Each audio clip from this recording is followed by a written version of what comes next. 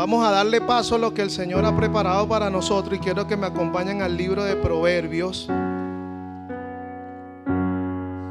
Proverbios capítulo 3, versículo 7. Dice lo siguiente: no te dejes impresionar por tu propia sabiduría. En cambio, teme al Señor y aléjate del mal. Leo otra vez: no te dejes impresionar por tu propia sabiduría.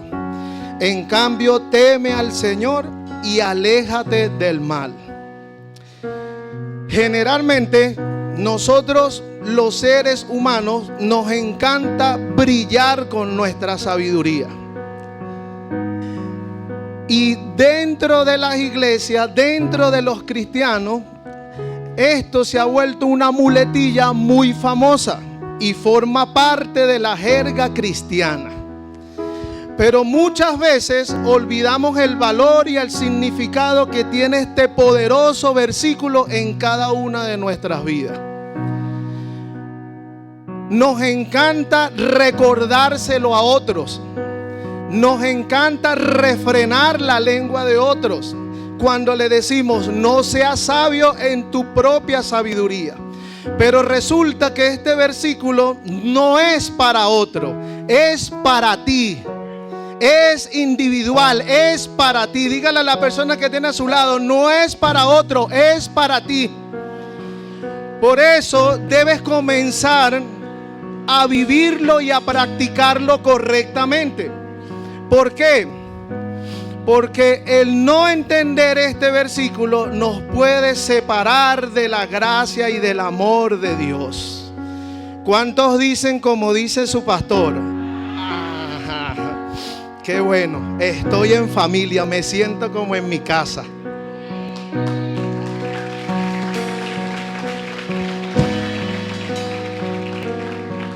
A ver, Richard, ¿cómo se come esto? Fíjense algo, nos encanta siempre recordar: no te dejes impresionar por tu propia sabiduría. Pero se nos olvida muchas veces la parte B del versículo.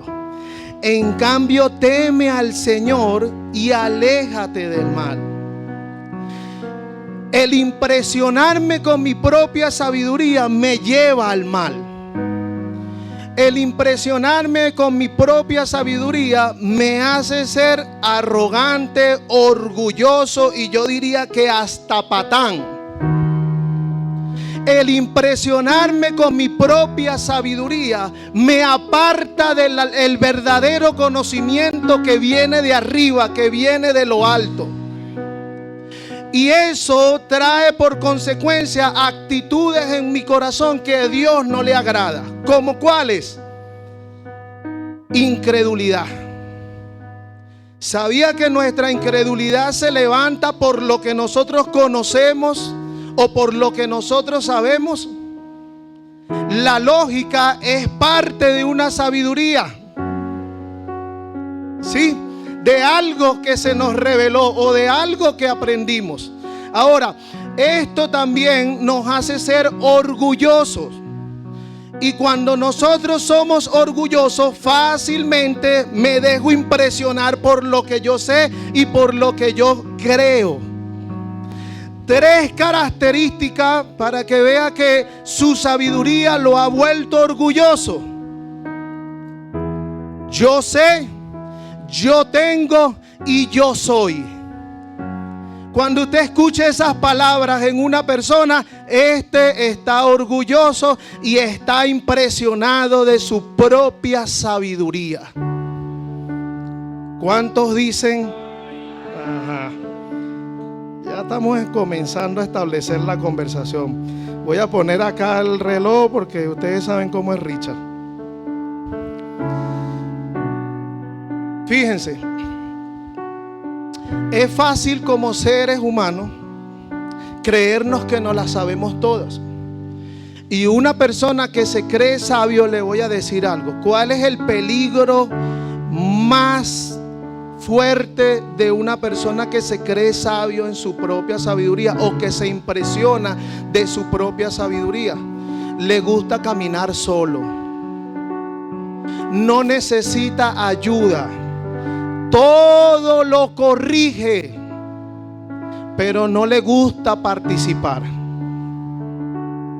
Una persona que se deja impresionar por su sabiduría camina de esa forma. Y yo quiero hoy, conforme lo que el Señor colocó en mi corazón, que nosotros podamos entender que aquí ninguno de nosotros es sabio. Aquí exaltamos al único que tiene honor y que merece honra. Aquí exaltamos al Hijo de Dios. A Él es el que venimos a exaltar en un lugar como este, en nuestro diario vivir. Porque esto no solamente es para aplicarlo dentro de la iglesia, esto también es para aplicarlo en la oficina, esto es para aplicarlo en el barrio, esto es para aplicarlo en el edificio, esto es para aplicarlo en mi diario vivir. ¿Sí comprende esto? Mírele la cara al que está a su lado a ver si se cree sabio. ¿Tiene cara de sospechoso?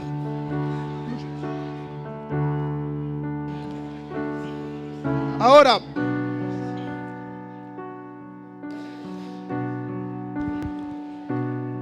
dice el versículo, la parte B: en cambio, teme a Jehová, al Señor, y apártate del mal. Eso quiere decir que cuando la sabiduría se ha entronado en mí, yo puedo estar caminando en el camino incorrecto. Yo puedo andar en el mal, en lo malo. Este versículo me hace recordar cuánto temor debo tener al Señor, hasta para hablar. Debemos tener cuidado con esto, familia, porque muchas veces ahorita está corriendo una corriente de sabiduría humana. Todo el mundo quiere saber, todo el mundo quiere enseñar, pero pocos quieren temer al Señor. Pocos quieren apartarse del mal. Los que temen al Señor y los que se apartan del mal son los que tienen la autoridad dada por Dios para enseñar. Son los que aconsejan y los que hacen lo correcto. Y de esos hay pocos. Ahora, ¿qué es lo que el Señor nos quiere decir esta mañana? Hay algo importante que Dios nos quiere transmitir esta mañana. De Él viene todo lo que yo tengo. Sea sabiduría, sea comodidad, sea bienestar, sea sanidad, sea talento, sea dones. Todo viene de la mano de Dios. Yo no puedo darle a usted lo que Dios le puede dar. ¿Sí me está entendiendo?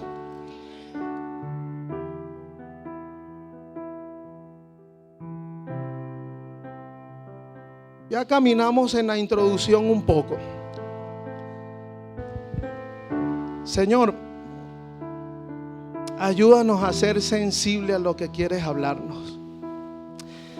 Esto es importante. Ustedes saben por qué. Porque cuando nosotros nos creemos sabios, el pueblo de Dios está dividido entre los que saben y entre los que no saben. Ahora, ¿quién le dice a una persona si sabe o no sabe? ¿Quién le dice a una persona si puede o no puede? ¿Somos nosotros? No, es Dios. Y allí es donde nosotros vamos a encontrar el verdadero conocimiento y la verdadera sabiduría. Cuando voy al Señor y cuando escucho la voz de Dios para conducirme en lo que Él me ordena. Y para desarrollar un poco más sobre esto, vamos a ir al Evangelio de Lucas.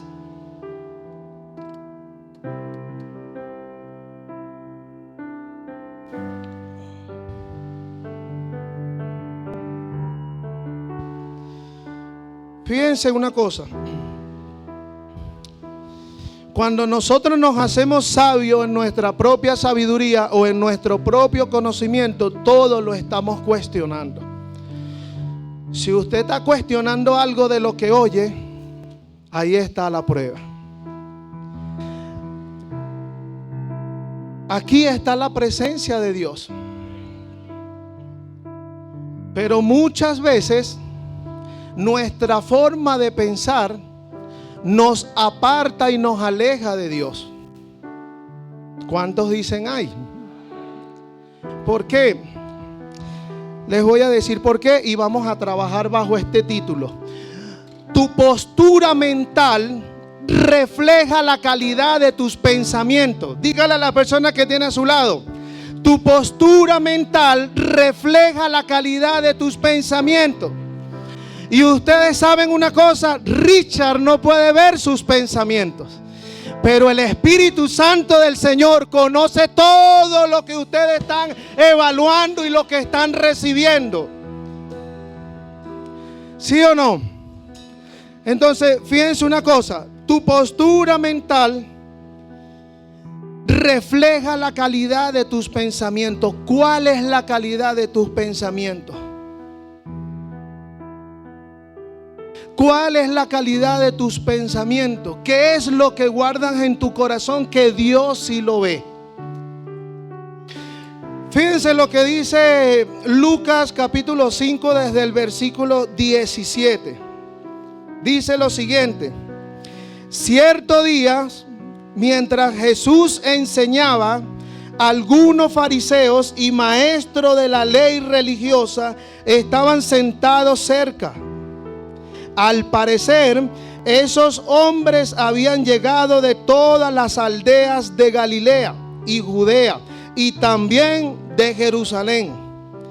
Y el poder sanador del Señor estaba presente con fuerza en Jesús. Unos hombres llegaron cargando a un paralítico en una camilla. Trataron de llevarlo dentro donde estaba Jesús, pero no pudieron acercarse a él debido a la multitud. Entonces subieron al techo, quitaron algunas tejas y luego bajaron al enfermo en su camilla hasta ponerlo en medio de la multitud, justo al frente de Jesús. Al ver la fe de ellos, Jesús le dijo al hombre: joven, tus pecados son perdonados. Entonces los fariseos y los maestros de la ley religiosa decían para sí: ¿quién se cree que es? Es una blasfemia. Solo Dios puede perdonar pecado. 22. Jesús supo lo que pensaban, así que les preguntó: ¿por qué cuestionan eso en su corazón? ¿Qué es más fácil decir? ¿Tus pecados son perdonados? O ponte de pies y camina. Así que le demostraré que el Hijo del Hombre tiene autoridad en la tierra para perdonar pecados. Entonces Jesús miró al paralítico y dijo: ponte de pies, toma tu camilla y vete a tu casa. Al instante, delante de todos, el hombre se levantó de un salto, tomó su camilla y se fue a su casa alabando a Dios. El asombro se apoderó de todos y quedaron pasmados y alababan a Dios exclamando: hoy hemos visto cosas maravillosas. Hoy hemos visto cosas maravillosas. Fíjense una cosa.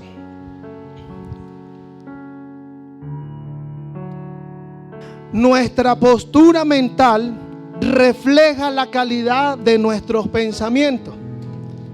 Jesús había visto la calidad de los pensamientos de los fariseos y maestros de la ley religiosa.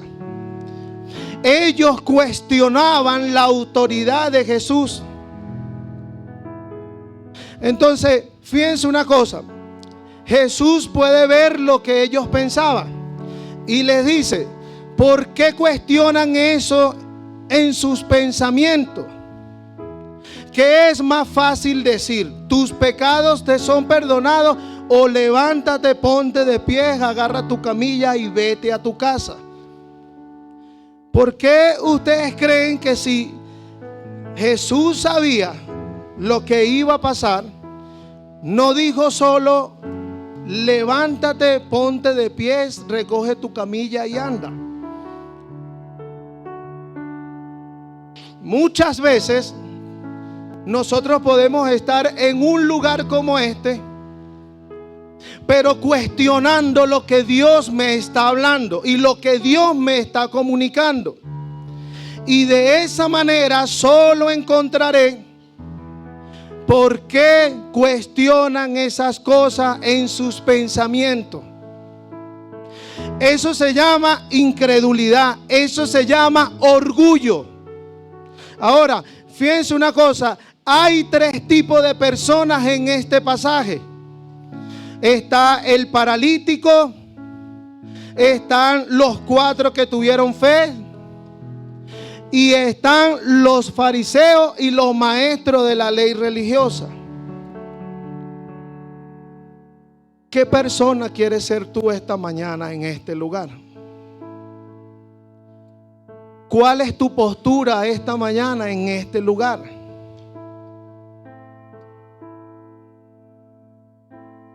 ¿Qué viniste a buscar esta mañana a este lugar? Es una buena pregunta para que reflexiones. ¿Sabes por qué? Dice que cuando esta gente comenzó a cuestionar lo que Jesús hacía, se dijeron a sí mismos: esto es una blasfemia. Solo Dios puede perdonar pecado. ¿Sí o no? Dígale a la persona que tiene a su lado allí: atento, pero no te duermas.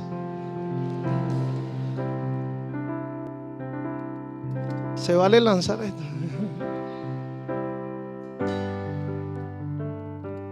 Familia, hay un pasaje en la Biblia cuando los discípulos le preguntan a Jesús: ¿quién pecó, este o sus padres? ¿Se recuerdan de eso? Jesús le dice: ni él ni sus padres. Él nació de esta forma para glorificar el nombre de Dios. Pero no pasó lo mismo con este paralítico. Dice que cuando estos hombres comenzaron a cuestionar a Jesús, a decirle que estaba hablando blasfemia por perdonar pecado, dice que él miró al paralítico. Jesús tenía la capacidad de mirar a las personas y saber quiénes eran, de dónde vienen y qué querían. Y Jesús mira a este paralítico y luego le dice: tus pecados te son perdonados. ¿Sí o no? Ahora, era necesario que Jesús le resaltara al paralítico que su condición era a raíz de un pecado. ¿Cuántos dicen ay? Era necesario que Jesús lo mirara y le dijera: tus pecados te son perdonados, porque estás en pecado, vives en pecado. ¿Sí o no? Pero estas personas no entendían lo que estaba pasando. Era necesario resaltar al hombre: tus pecados te son perdonados. Pero ellos no entendían. Y yo no sé si tú estás entendiendo, pero tus pecados te son perdonados cuando Jesús te mira.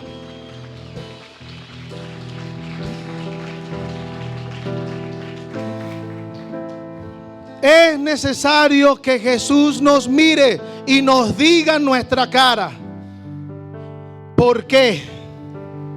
¿Y para qué? Este era una del tipo de persona que estaba en ese momento: el paralítico, el pecador. Ustedes se imaginan la cara de este hombre cuando Jesús le dice: tus pecados te son perdonados.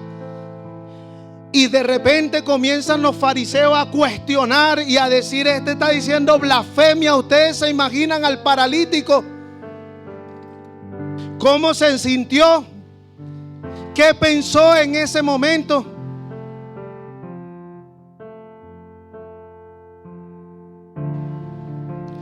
Muchas veces es necesario que Jesús nos mire y nos diga, nos recuerde: tus pecados son perdonados.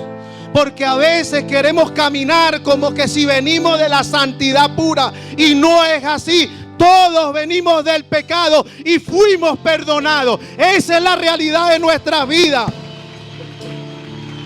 Cuando nos encontramos con un Jesús, hay un cambio de vida. Ahí está la posición de ese paralítico. Ahora, también está la posición de los demás, los que trajeron al paralítico. Estos son los que temen al Señor. Estos son los que se apartan del mal. Estos son los que se dedican a ejercitar la fe.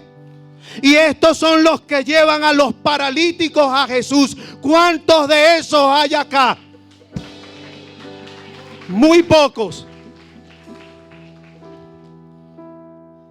Otra posición en el pasaje.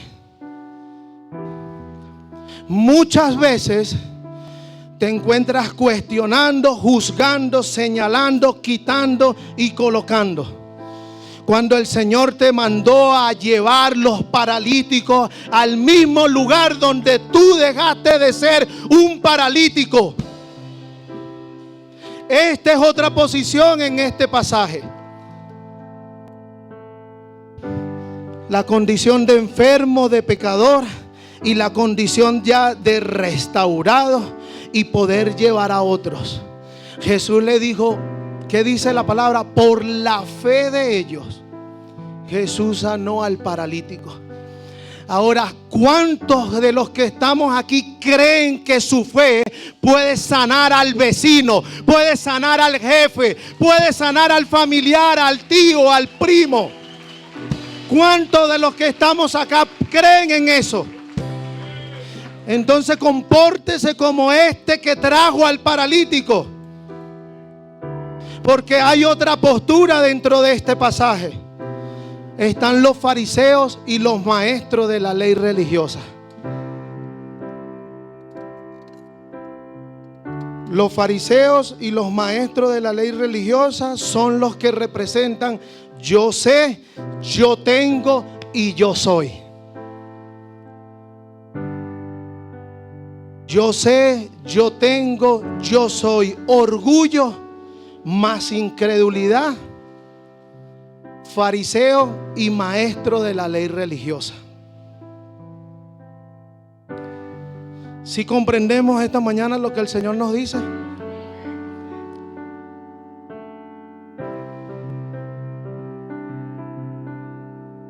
Los que cuestionamos lo que Dios dice. Aquí hay muchas personas que todavía no se han levantado de sus camillas porque siguen cuestionando el poder de Dios. Aquí hay muchas personas que todavía no han comenzado a caminar porque siguen cuestionando la fe de su autoridad, la fe de su líder, el movimiento de su iglesia.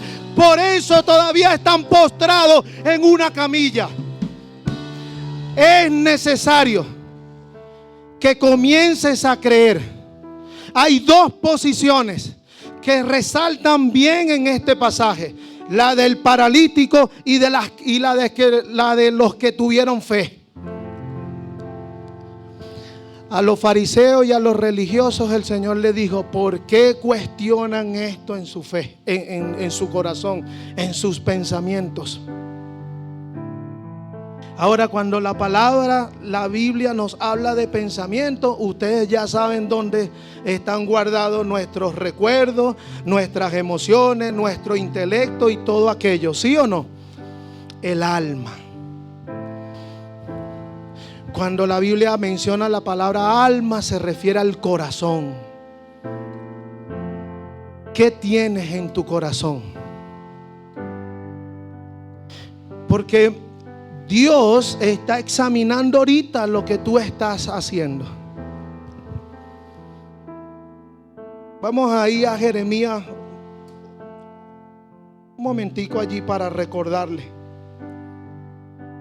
Jeremías capítulo 17, versículo 10. Dice: pero yo, el Señor, investigo todos los corazones y examino las intenciones secretas. A todos le doy la debida recompensa según lo merecen sus acciones.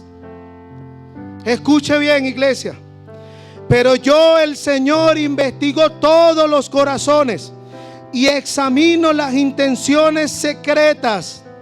A todos les doy la debida recompensa según lo merecen sus acciones. ¿Cuánto dicen lo de su pastor?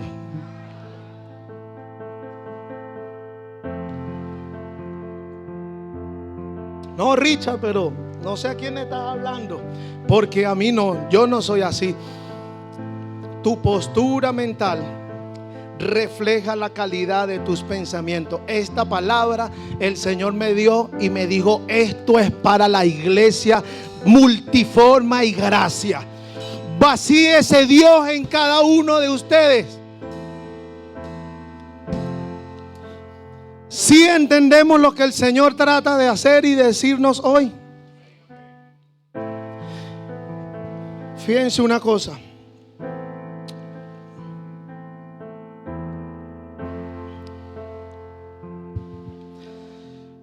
Antes de yo estar acá predicando y haciendo todas estas cosas, yo era motorizado como su pastor o su antiguo pastor o su, bueno, es que todos somos motorizados. Entonces, su hermano Richard también es trompetista. Yo estudié 6 años de trompeta y estuve en un núcleo de la Orquesta Sinfónica de Venezuela. Antes de ser pastor y de ser predicador de la palabra de Dios, por allí me movía en eso. Entonces, fíjense una cosa, tenía un profesor que él era muy rígido y muy fuerte. Tenía así como cara de Myron a veces. Cuando Myron me ve, él me asusta. No voy a ver más hacia allá. Entonces, este profesor era muy estricto y muy fuerte. Siempre tenía algo sospechoso. Y yo me recuerdo que pasaba una semana y llegaba el siguiente día de la clase y me colocaba yo al frente del pastor y agarraba mi trompeta. Ok, comienza. Ta, ta, ta, ta, ta, ta. No estudiaste, vete, nos vemos la semana que viene. Pero se salía y me dejaba. Eso me lo hizo como 5 veces. Entonces comencé a orar, comencé a pedirle a Dios que me ayudara, que me diera la sabiduría para poder para poder llegar a hacer lo que Él quería que hiciera, porque estaba estudiando, estaba practicando, estaba haciendo todo, pero yo no sé qué veía Él. Entonces de repente una tarde me pasó lo mismo y yo le decía, cuando él me decía: no estudiaste, sal de acá, nos vemos la semana que viene, yo le decía: tranquilo, profe, en el nombre de Jesús lo lograré la semana que viene. Y comencé a decirle así: no, tengo fe que lo voy a lograr, tengo fe que lo voy a hacer en el nombre de Jesús. Y de repente una tarde de esa me di cuenta que él comenzó a atacar mi fe. Y me decía: esto no es cuestión de fe, esto no es cuestión de Jesús, esto no es cuestión de esto. Y me echaba como un perro. Entonces, wow, fui intencional y comencé a orar por él directamente. Y le dije al Señor que me permitiera, porque si él no me aprobaba, no podía pasar al siguiente nivel. Estaba sujeto a esa clase. Entonces comencé a orar y comencé a pedirle al Señor. Motorizado, ustedes saben cómo eran los motorizados, medio sospechosos. Entonces no tenía la habilidad de poder sostener una palabra con este hombre. Este hombre era psicólogo, sexólogo y mi profesor de trompeta. Todo el mundo le ponía la alfombra cuando él entraba al conservatorio. Entonces, wow, tremenda tarea, Señor. Y comencé a orar y comencé a orar. Un día me lo consigo fuera del lugar donde recibía clase. Y este hombre me colocó a hablar con él y estaba fumando. Y yo le digo, wow, profe, y usted toca trompeta y fuma. Y eso no es terrible para los trompetistas. Usted mismo lo ha dicho. Y bueno, me dijo unas cuantas cosas allí. No se las voy a decir. Entonces, fíjense una cosa. Logramos establecer una conversación corta. Y él me preguntó, ¿tú eres cristiano? Y yo le digo, sí. Dios es un mentiroso. Dios no existe, me decía. Y yo vine de salido y le dije, sí existe. Y yo se lo puedo probar. ¿Y para qué fue eso lo que se prendió? En ese lugar fue terrible. Este hombre era ateo también. Y me comenzó a dar duro con ese tema. Yo tenía unos 4 o 3 años caminando en la iglesia. No tenía mucho conocimiento de lo que estaba, pero estaba convencido que Dios estaba conmigo ese día. Y yo decidí responderle. Si le va a aplaudir al Señor, hágalo como es. Y yo decidí responderle a este hombre. No sé si fue un error, no sé qué, pero yo lo hice. Y este hombre comenzó a atacar a Dios, y yo me avergoncé. Y pensé en ese momento, no puede ser que no vaya a defender a mi Señor delante de este patán incircunciso filisteo. Y le dije algo, y él estaba y yo le dije al Señor, Señor, ayúdame, dame la sabiduría, pon palabras en mi boca. Y le dije, hombre, ¿por qué odias tanto a Dios? Ese fue el alfiler que el Señor me dio para romper el globo de sabiduría y de argumentos humanos de este hombre. Ustedes saben cuál era el motivo. Su mamá era cristiana y había muerto. Y no quería aceptar que había muerto su madre. Su hermano mayor parece que se quitó la vida. Y él decía, mi mamá tanto que adoraba a ese Dios, tanto que daba el diezmo, ¿y dónde estaba Dios cuando estaba muriendo? Y yo le dije, siempre estuvo con ella, nunca la dejó, eso te lo aseguro. Y me dijo, yo no creo en ese Dios es malo, es perverso, hacía las guerras. Y ustedes saben los argumentos de esta persona. Después de 3 minutos de la calurosa conversación, no sé qué pasó, pero yo adopté la posición de estos que tenían la fe, que trajeron al paralítico, y me senté. Y ustedes saben qué aconteció. Richard en 3 minutos estaba aconsejando al psicólogo, Richard estaba enseñando al sexólogo, y Richard estaba reprendiendo al profesor de música, porque es Dios, no soy yo. Por eso a ti te digo, tus pecados te son perdonados. Dios murió en la cruz por tus pecados, por los míos. Ya no hay camilla que me detenga.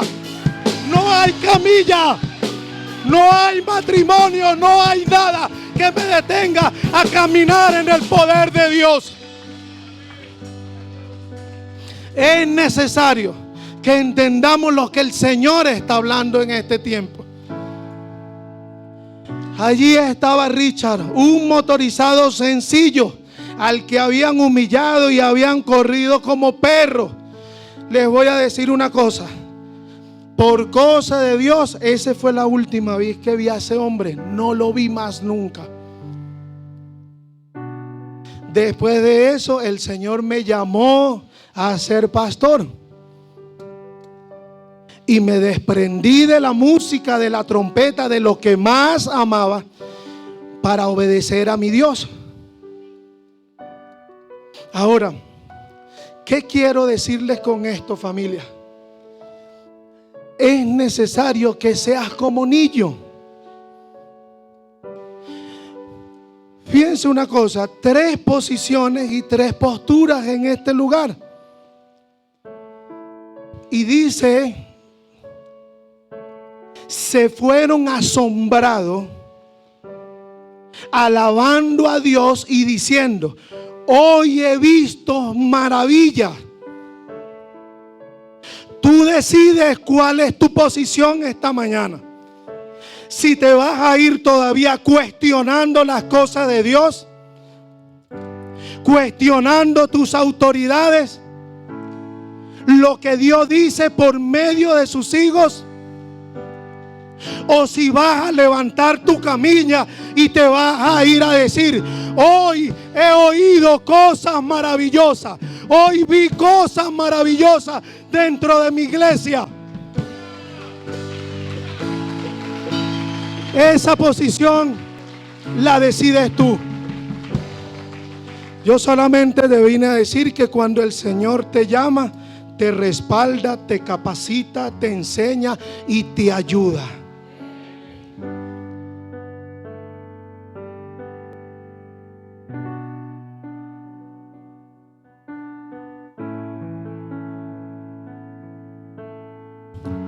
Yo decido lo que creo.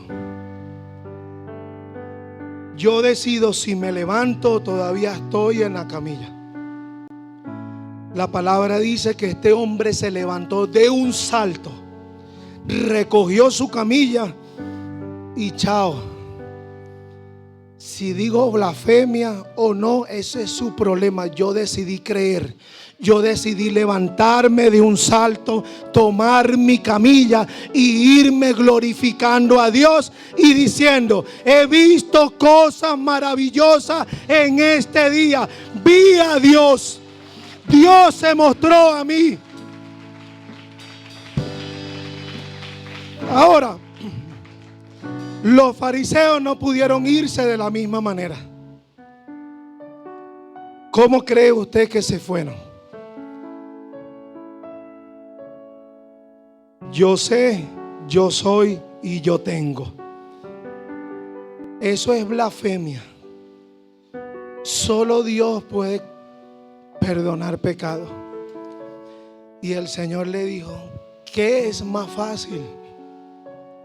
¿Decir que sus pecados le son perdonados o levántate, recoge tu camilla y vete? Yo quiero que tú escuches hoy esto. ¿Qué es más fácil para ti que Dios te diga? ¿Tus pecados te son perdonados o levántate de ahí, mujer, hombre, recoge tu camilla y vete glorificando a Dios en esta tarde? ¿Ustedes saben cuál era la diferencia de poder conocer eso? Que Dios decidió. Dígale a la persona que tiene a su lado, el Señor decidió revelarle estas cosas a los que son como niños, no a los sabios y a los entendidos.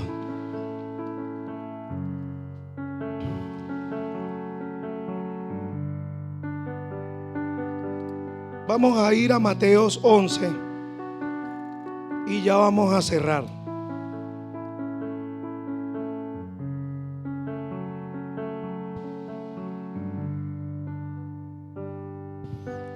Hay personas en medio de nosotros que les cuesta creer el llamado que Dios le hizo. Hay personas en medio de nosotros que les cuesta creer que Dios camina con ellos. Son estas personas que siempre están cuestionando y se van a la lógica, a lo fácil y a lo rápido.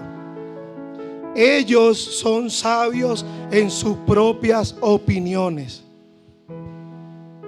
No pueden ver las cosas de Dios. Si el Señor me dijo, que yo voy a ser un pastor, yo tengo que dedicarme a lo que Dios me está llamando. Si el Señor dijo que Dani iba a ser un pastor, ni que fabrique una jaula de acero va a poder librarse del llamado que Dios le hizo. ¿Sí o no? Si el Señor te dijo que iba a restaurar tu salud, tu matrimonio, a tus hijos, ¿por qué te niegas a creer?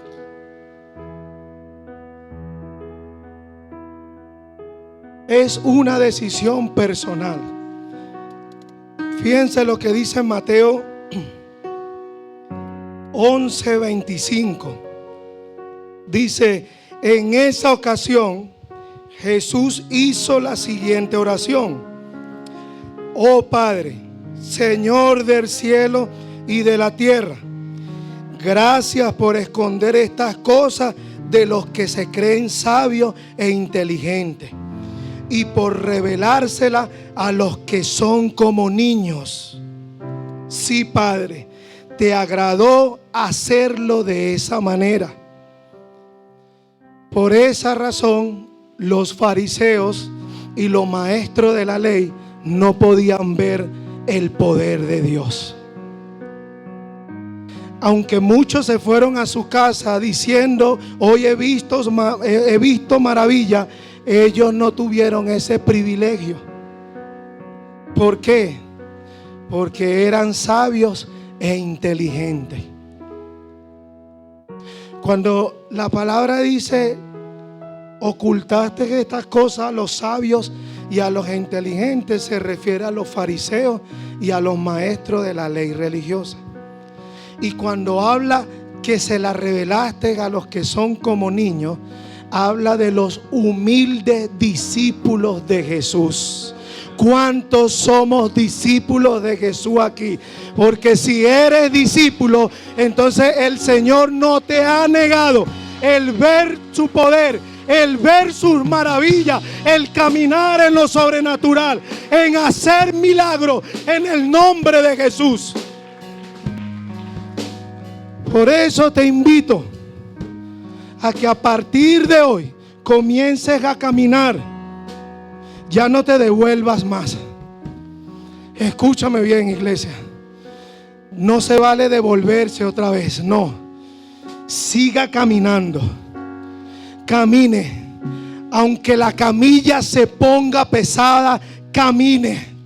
Busque aliados, busque a sus hermanos. Venga acá, ayúdeme usted, agarre una esquina, agarre otra y llévenme a los pies del Señor. Yo quiero ir, ya no me negaré más.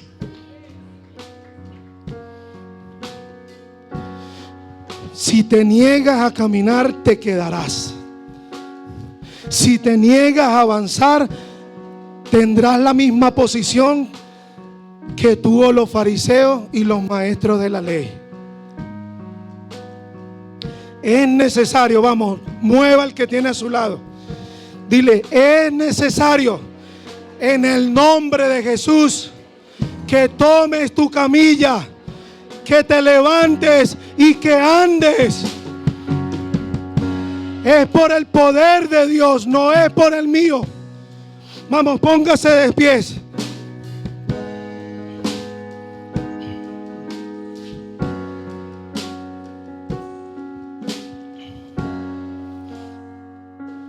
Padre bueno, en el nombre de Jesús, Señor,